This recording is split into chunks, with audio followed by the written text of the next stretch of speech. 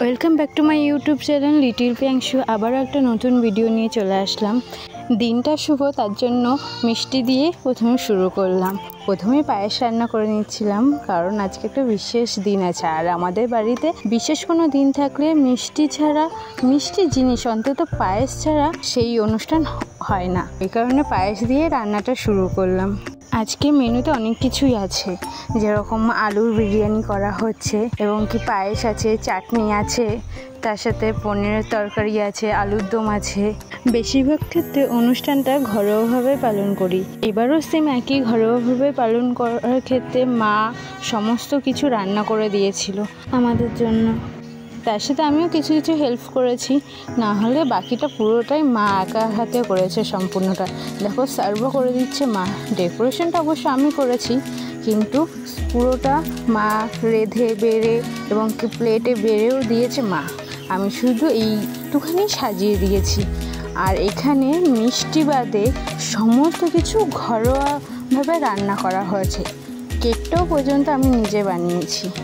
অনুষ্ঠানটা কিসে সেটা তো বলাই হয়নি। অনুষ্ঠানটা ছিল প্রিয়াংশুর মা বাবার বিবাহবার্ষিকী। বিবাহবার্ষিকীটা কীরকম হয়ে কাটালাম সেটাই তোমাদের সাথে শেয়ার করছি। তোমরাও দেখে নাও আমরা কী করলাম, কী আয়োজন করলাম। আসলে প্রিয়াংশুর বাবা খেতে খুব পছন্দ করে এবং কি ও তো সারাদিনই রোদে গরমে কাজ করে।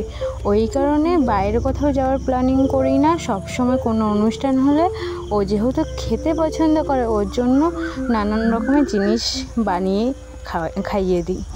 ওর জন্মদিনেও তাই করি এবং কি আমাদের স্পেশাল ডেগুলোতেও তাই করা হয়। ঘরেই রান্না করে খাওয়া দাওয়া করা হয় আমাদের। ভিডিওটা তোমরা দেখতে থাকো এবং কেমন লাগে অবশ্যই কমেন্ট করে জানিও।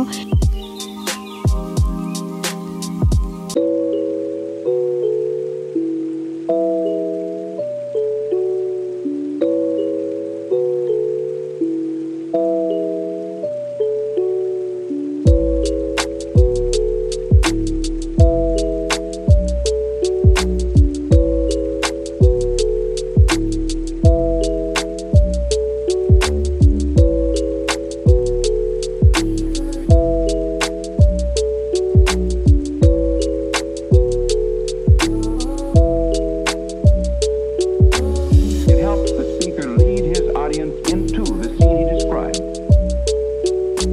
by creating an imaginary picture. Usually it's something that moves. ভিডিওটা এই পর্যন্তই। কেমন হয়েছে অবশ্যই জানিও এবং লাইক করো এবং সাবস্ক্রাইব করে পাশে থেকো। আবারও দেখা হচ্ছে অন্য কোনো ভিডিওতে। টাটা।